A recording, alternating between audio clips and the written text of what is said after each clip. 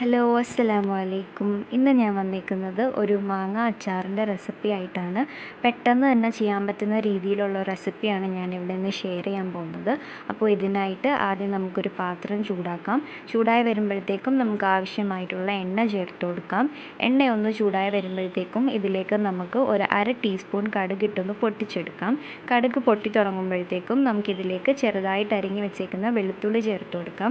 2 മുഴുവൻ വെളുത്തുള്ളിയാണ് ഞാൻ ഇവിടെ എടുത്തേക്കുന്നത്. ഇതെല്ലാം ഒന്ന് നന്നായിട്ടൊന്ന് ഇളക്കി കൊടുക്കാം. ഈ വെളുത്തുള്ളി ഒന്ന് മൂത്ത് വരുന്നത് വരെ നമുക്കൊന്ന് ഇളക്കി കൊടുത്തുകൊണ്ടിരിക്കണം. എന്നിട്ട് ഇതിലേക്ക് നമുക്ക് കുറച്ച് കരിവേപ്പില ഇട്ട് കൊടുക്കാം. ഞാനിവിടെ ഒരു തണ്ട് കരിവേപ്പിലയാണ് എടുത്തേക്കുന്നത്. അതും കൂടി ചേർത്ത് എല്ലാം നന്നായിട്ടൊന്ന് മിക്സ് ചെയ്തെടുക്കാം. ഇനി ഇതിലേക്ക് നമുക്ക് 2 table spoon Kashmiri chilli powder ചേർത്ത് കൊടുക്കാം. ചില്ലി പൗഡർ ചേർത്ത് കഴിഞ്ഞാൽ നമ്മൾ ഫ്ലെയിം സിമ്മിലിട്ടിട്ട് വേണം ഇത് മിക്സ് ചെയ്ത് കൊടുക്കാൻ, അല്ലെങ്കിൽ ഈ മുളക് പൊടി കരിഞ്ഞു പോകാൻ ചാൻസ് ഉണ്ട്. അപ്പോൾ ഇതെല്ലാം ഒന്ന് നന്നായിട്ടൊന്ന് മിക്സ് ചെയ്തെടുക്കാം.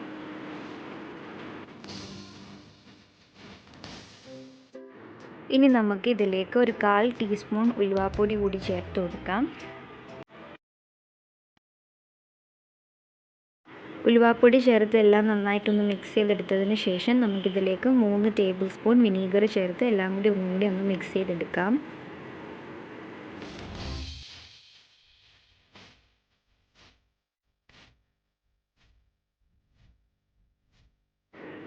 ഇനി നമുക്കിതിലേക്ക് ഉപ്പ് ചേർത്ത് കൊടുക്കാം. ഞാനിവിടെ 1.5 ടീസ്പൂൺ ഉപ്പാണ് ചേർത്ത് കൊടുക്കുന്നത്.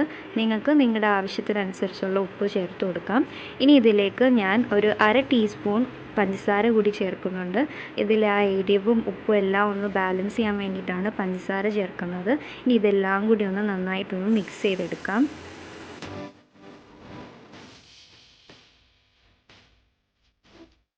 ഇനി നമുക്കിതിലേക്ക് മെയിൻ ഇൻഗ്രീഡിയൻ്റായ മാങ്ങ ചേർത്ത് കൊടുക്കാം. ചെറുതായിട്ട് അരിഞ്ഞു വെച്ചേക്കുന്ന 3 മാങ്ങയാണ് ഞാനിവിടെ എടുത്തേക്കുന്നത്. ഇതെല്ലാം ഒന്ന് നന്നായിട്ടൊന്ന് മിക്സ് ചെയ്തെടുക്കാം.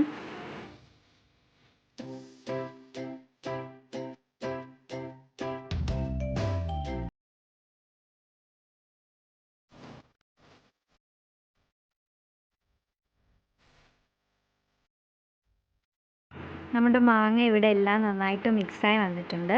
ഇനി ഇതിലേക്ക് നമുക്ക് അവസാനമായിട്ട് അര ടീസ്പൂൺ കായപ്പൊടി കൂടി ചേർത്ത് എല്ലാം ഒന്നുകൂടി നന്നായിട്ടൊന്ന് മിക്സ് ചെയ്തെടുക്കാം.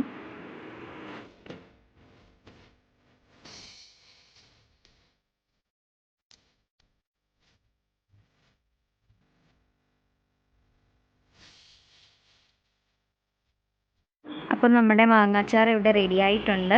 വളരെ എളുപ്പത്തിൽ തന്നെയാണ് നമ്മളിത് ചെയ്തെടുത്തത്. ഇത് നമുക്ക് തണുത്തതിന് ശേഷം ഉടനെ തന്നെ സെർവ് ചെയ്യാവുന്നതാണ്. അപ്പോൾ ഈ വീഡിയോ എല്ലാവർക്കും ഇഷ്ടമായെന്ന് വിചാരിക്കുന്നു. ഇഷ്ടമായെങ്കിൽ മറ്റുള്ളവരായിട്ട് ഷെയർ ചെയ്യുക, ലൈക്ക് ചെയ്യുക, നമ്മുടെ ചാനൽ സബ്സ്ക്രൈബ് ചെയ്യുക.